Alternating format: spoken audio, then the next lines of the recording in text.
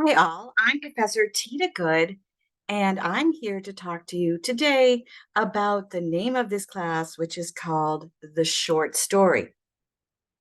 So, what do we mean when we say the short story? We have a whole course designed around this concept, but exactly what is a short story? Now, there is no way that I'm going to be able to cover the entire discussion of what is a short story in this brief video, but I hope that I will set up some things to think about as we go through this course and some of the themes that we'll be talking about as we discuss each of our stories that we are going to be reading this semester. So I'm going to go ahead and share my screen.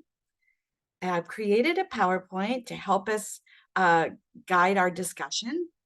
And so the first thing I want us to think about is, the short story as a genre, right? And what do we mean by genre? Well, generally, what we mean by genre is large categories that exist, like fiction, drama, poetry, and then there might be other genres like novels, plays, and then it might break down into like horror or and you go to movies. If you watch movies, comedy, all of these different things, so we sort of know what genres are. But the idea of the short story kind of challenges our idea of what a genre is. So first, let's talk about what is a genre. Okay, so the genre actually, the idea of the genre actually came about as a result of scientific exploration, where there was this impulse, especially with the rise of Darwin, to categorize things and like what's a whale, right? A whale. Well, a whale is a mammal, right? So the genre of the whale would be right the mammal, right? But why is it a mammal? You know, and it's like, well, because it breathes, it gives childbirth a certain way that mammals give childbirth as opposed to, say, the fish, right? But why isn't a whale a fish? Well, it's because there are certain categories that we have privileged that would shift the whale over to a mammal rather than a fish, right? And if we privileged, say, gills, right, over breathing oxygen, or if we privileged, swimming in water, you know, or the way that whales give birth, over that, then we might categorize it as a fish instead of a mammal. But that's the way that it is. And so when we think about genre, we're now in literature, we're thinking about it as a literary category, right? And just like with the whale, there's going to be pieces of work that overlap. And some might categorize it in one category because of the way they're privileging certain features, or they might put it in another category. Okay, so it is a literary category that share key characteristics, and then those categories are often broken down into subcategories or subgenres, right? So, for example, we might have fiction. Fiction's a very large category, right? And then within fiction, we might have the category of romance, right? And then within the romance, we might have the category of gothic. And then within gothic, we might have a category called horror, right? So it just kind of like, goes down, like a tree.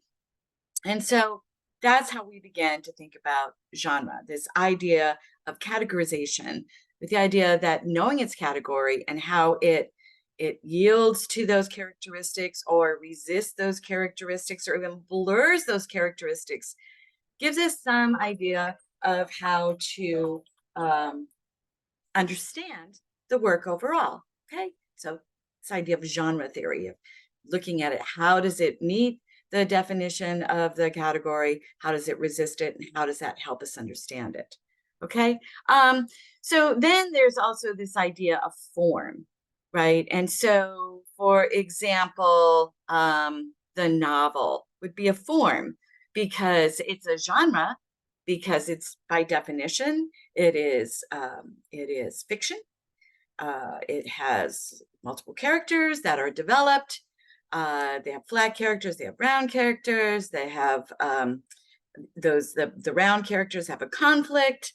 There's a plot usually in a novel, and that plot comes to a peak at this climactic moment that is very much connected to the conflict that our protagonist is having. And then there's a conclusion that comes as a result of that climactic moment, right? That's kind of the form, if you will, of the novel. And a novel is a longer work, okay? And so the short story, therefore, would be a shorter work, right? Still usually within fiction. But so, how would we define that? Well, it's short, but what do we mean by short? So to give you an example of form, then like one example would be this idea of flash fiction, right? Flash fiction is a very short story of only maybe a few hundred words, right? But it still offers plot and character, or that is to say, a narrative structure, a narrative format. Okay, so where does the short story fall in this idea of form and or genre? Well, to get at that, maybe we need to talk a little bit more about the history of it. But before we do that, let's just get some basic principles of the short story. So right now, we think of the short story as a genre of fiction. But honestly, in recent years, we've seen that it has overlapped into stories that are really considered more creative nonfiction, right? So again, it seems to be blurring the rules. What are the rules for the short story? What is the category that the short story falls into? Fiction, nonfiction, something in between? And then as a form, right? Well, it must be, generally considered shorter than a novel. Okay, well, how long is a novel, right? And what's shorter than a novel, right? How much shorter than a novel, right? So those are sort of non-defined and kind of like left up oftentimes to the publisher who's publishing the work. But in being shorter, what we also begin to see is that it employs what we call an economy of narrative techniques. Unlike the novel, which might have many, many characters, right? A short story really only has maybe 2 or 3 characters. Certainly much fewer characters than in a novel. And there's going to be a larger emphasis on symbols, right? Because the symbols are going to carry a multiplicity of meaning that we don't have to develop so much in the short story because we don't have the time to do it.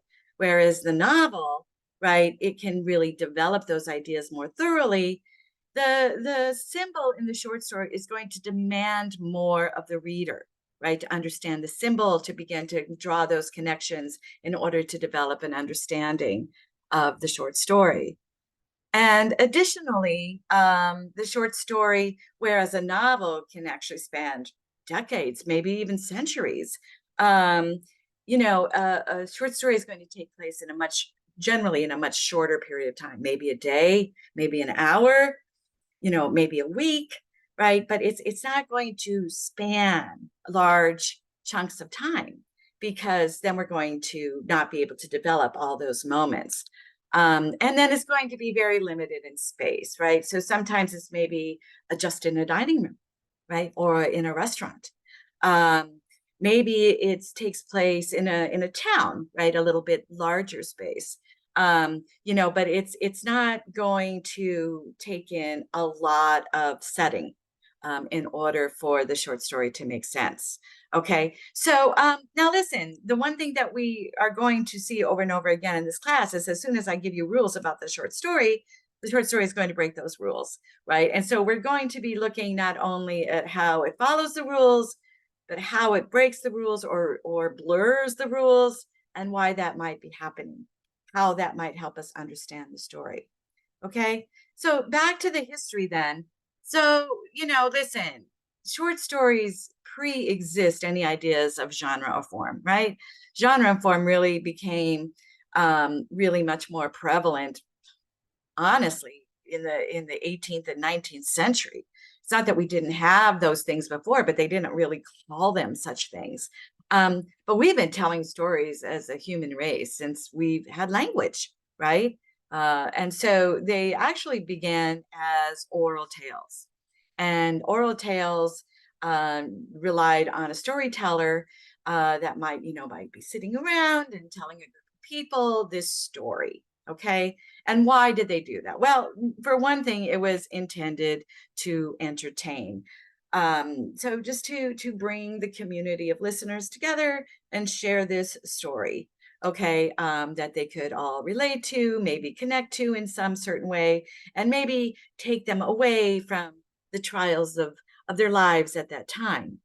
But remember, there was many, many centuries that pre-existed even the idea of writing, right? And so the oral tales were also meant to be able to perpetuate a history of a people. Certainly the history that the storytellers wanted to perpetuate, right? But, the idea of the interesting story might get that story retold and retold. And so the history of whatever event, a battle or a dinner or, whatever situation is, wanted to be captured in the storytelling version, would get told in this way so that it would perpetuate that history, hopefully, from person to person and generation to generation. The stories were also meant to teach the morals, the lessons, the values of the culture to the current generation, the ones listening to it, and to future generations. So that, again, the idea that it would get repeated and that future generations would grab on to the values that were important to the culture at the time. In order for stories to get retold, there were certain things that had to take place, right? Because remember, nothing was written down. So how are they going to remember these stories? And one thing was repetition, right? So you'll see a lot of repetition in short stories that were oral. Maybe some rhyme. You guys know that when you sing a song, all of a sudden you're singing a song and you didn't even know you knew the words to it, but you know the word that's coming up. Often that's because of repetition. It's also because you kind of understand rhyme or alliteration. Alliteration is the repetition of consonants. Rhyme is the repetition of vowels, right? Or also the rhythm. Again, with the song, the idea of the song, we kind of understand what's going to happen because we understand the rhythm of the song. Same is told with oral stories. Okay. And so what's important to understand is during the oral tales, these ideas of fiction and nonfiction just simply did not exist. That was not important. What was important was that it was a good story and that it transmitted these values and the history that the storyteller wanted to perpetuate. So again, wasn't even a consideration, right? This idea of fiction or nonfiction. And some of the stories, we can all think of those stories that were oral back, in centuries and centuries ago. But some examples might include the Aesop's fables, parables, song, not necessarily song the way that we think about song, but song that was told like in an epic poem or something like that with a narrative background to it, maybe to a group of warriors about a certain battle or a certain night, something to perpetuate maybe a reputation. That might be something gets told. Eventually, though, the written form does begin to get privileged, and oral tales, if they are not codified in the writing, somehow, often got lost, and we don't really have those today unless somehow they got written down. But of course, when writing began to get privileged,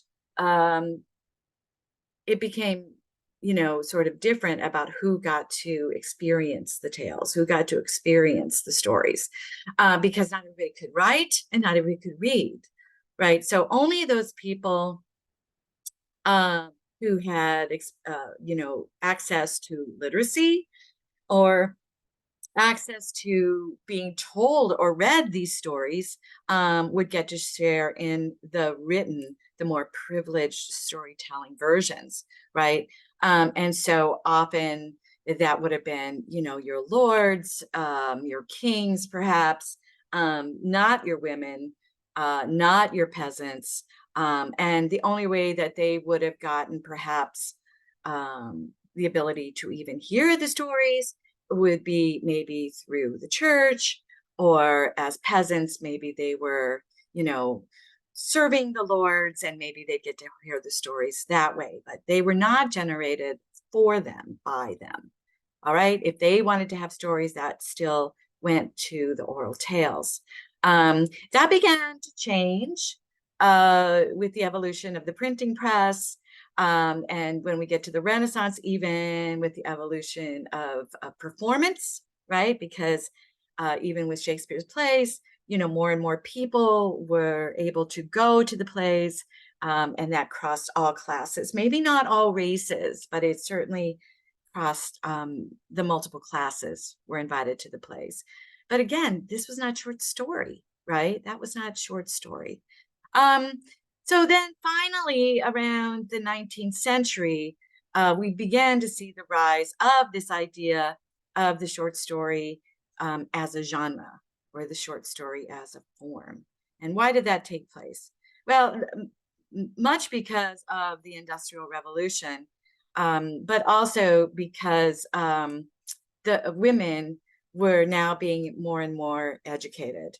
Okay, and so women were more literate, but because of the Industrial Revolution, they also, and I'm speaking now specifically of middle and upper class women, they didn't have a lot to do, right? So people think like, oh, they stayed home and took care of the kids. No, they had people for that. They didn't do that.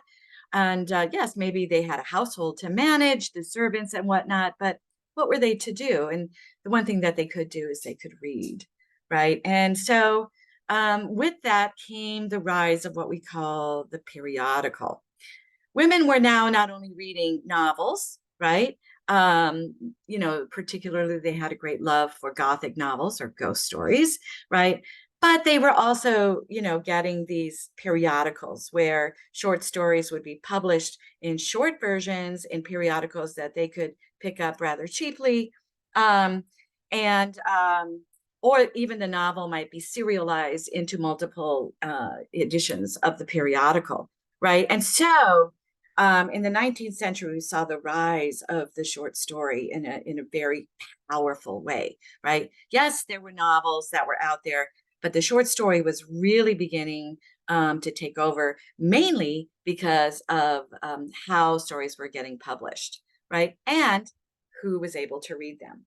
Now, later on in the 19th century, even, sort of the lower classes, not just the upper and middle classes were able to read, but the lower classes were also able to read at least a little bit, and they could afford such things as penny dreadfuls, where they would go and buy, this Gothic story for a penny, right? And then they would read it to others if they could, and they got to share in that. But again, it's this genre of the short story that became very important, right? And most people could now read, but who got to read what stories, who published what stories, was largely dependent on what their race was, what their social and economic class was, and of course, what their gender was, right?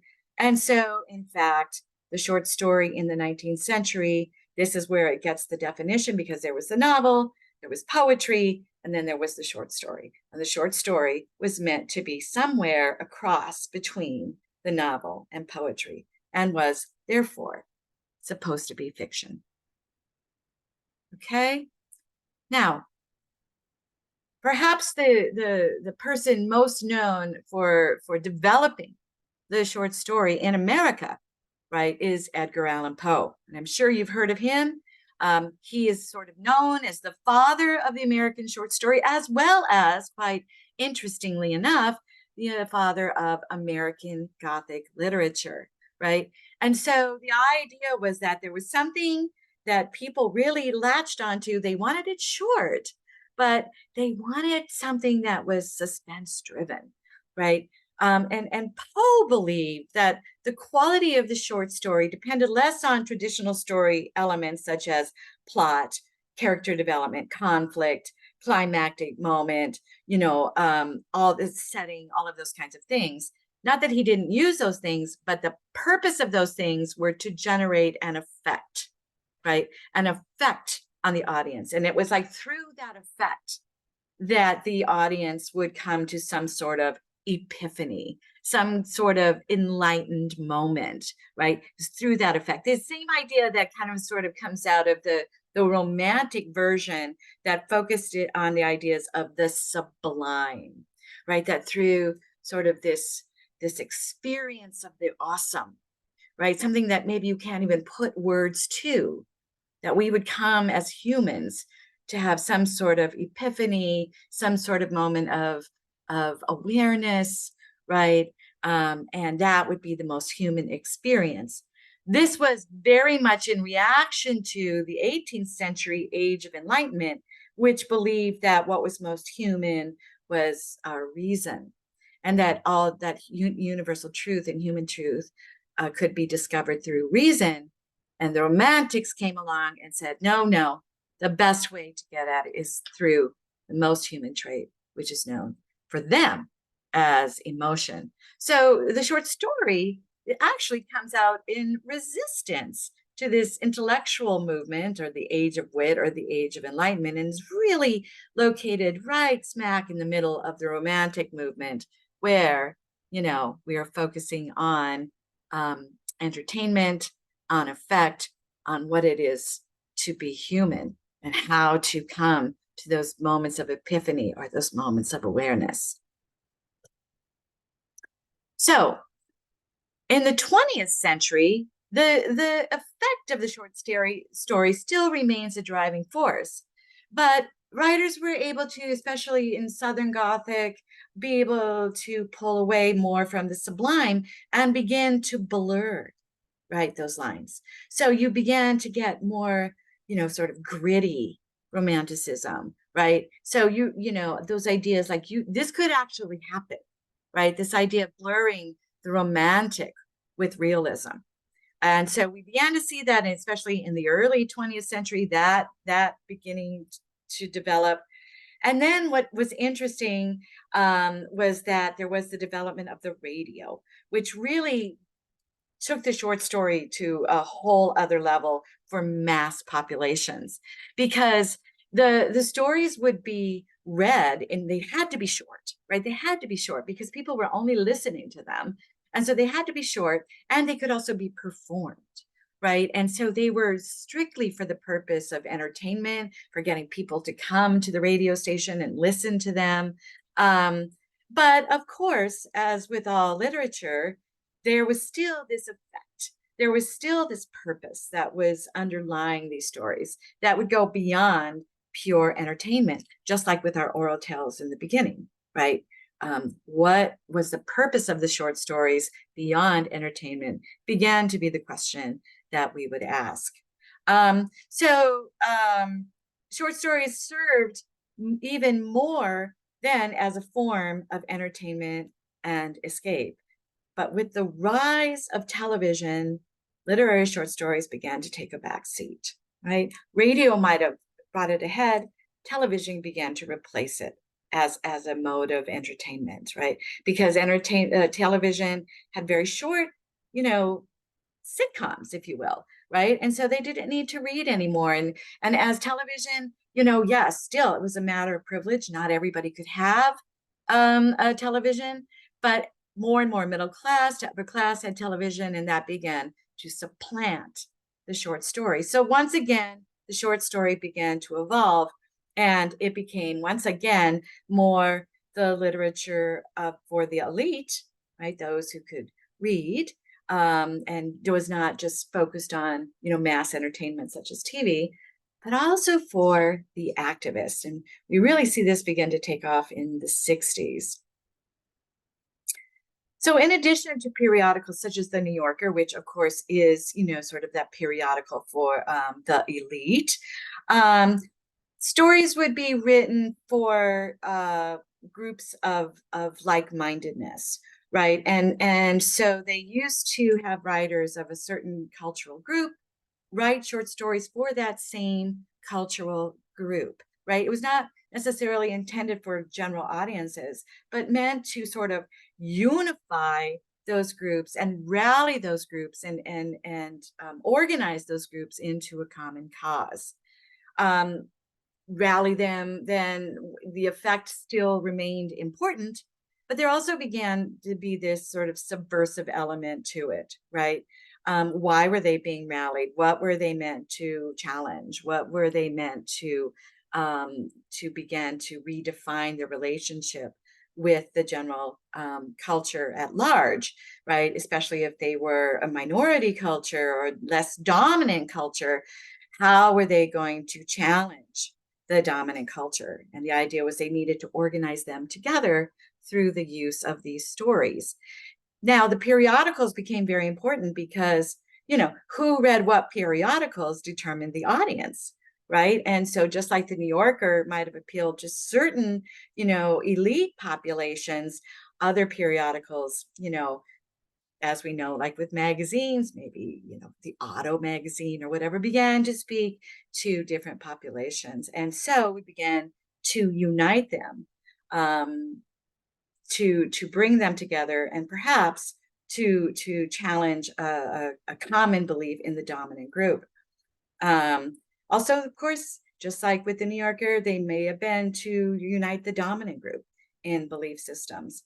However, in that same moment of unifying them, they also were, because they were, in the same cultural group, able to begin to challenge the belief systems or the practices or the attitudes of certain groups. And so the short story again began to be, while it mirrored, right, this elite sort of short story escape entertainment mechanism, right, that people would like to tell and retell, right, it began to be more complicated in challenging or being subversive, in what existed in the culture at that time. And so not only were the lines between romanticism and realism being blurred, but also the lines between fiction and nonfiction were being blurred, and narrative structures began to be areas of experimentation. So not only did you not have that linear, right? You had that linear plot for sure, with the character development, the buildup, the climactic moment, the conflict of the protagonist, the conclusion. But now you began to see maybe things like stream of consciousness, right? And that definitely had a plot line, but it was more, buried in this stream of consciousness sort of idea.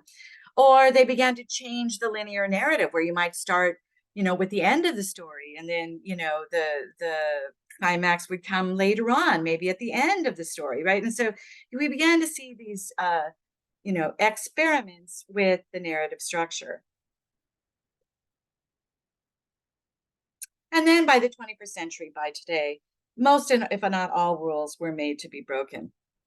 It is still short for sure, but what does short mean?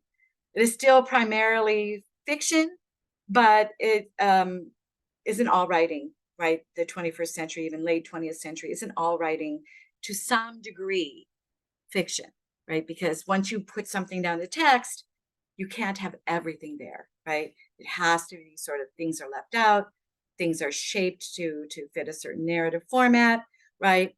And narrative structures began to multiply, so we couldn't necessarily go like, oh, this is not, right, traditional plot line, so therefore it's not a short story. In fact, maybe it was. And we'd see this overlap between poetry and short story, right? Between novel and short story, even between play and short story, right? And then, of course, the new technologies of the 21st century really began to put short story back out to the masses, right? So now we see, stories on Twitter that almost everybody can access now. We see short stories in blogs. So it's not necessarily dependent on any single publisher anymore, but you can pretty much get anything out there, and whoever wants to read it can read it. But of course, just like with periodicals, the internet is sort of draws on common groups, right? And so again, where you publish it online is sort of determinant on who's going to be reading that story. So, in the 21st century, then, what is the short story for us? Again, still blurring the lines, but is generally considered a text that can be read in one sitting. Effect is still valued over narrative complexities, which means that we are still trying to go for that effect on the audience rather than, an analytical approach. But it does require, therefore, an economy of narrative structures, right? Means very few characters, more of a use of symbols than a development of a storyline. And it is still often in a limited time and or limited space. It still generally has a purpose to unite people of a common culture, but it does also work to challenge commonly held beliefs. And short stories generally still appeal to emotion rather than wit or intellectual analysis, but it is become a very developed genre, and therefore it becomes complex enough for critical interpretation and analysis, much in the same way as we might analyze not only a narrative structure of a novel, but also a poem. Okay, so the short story is really a very dynamic and interesting genre that goes beyond just thinking of a story that is short. I hope that this has helped frame our discussion for the future. Don't worry if you didn't get all of it in this one sitting. We'll continue to discuss it as the semester goes forward, and you will always have access to this video and this PowerPoint to refer back to. Have a great day.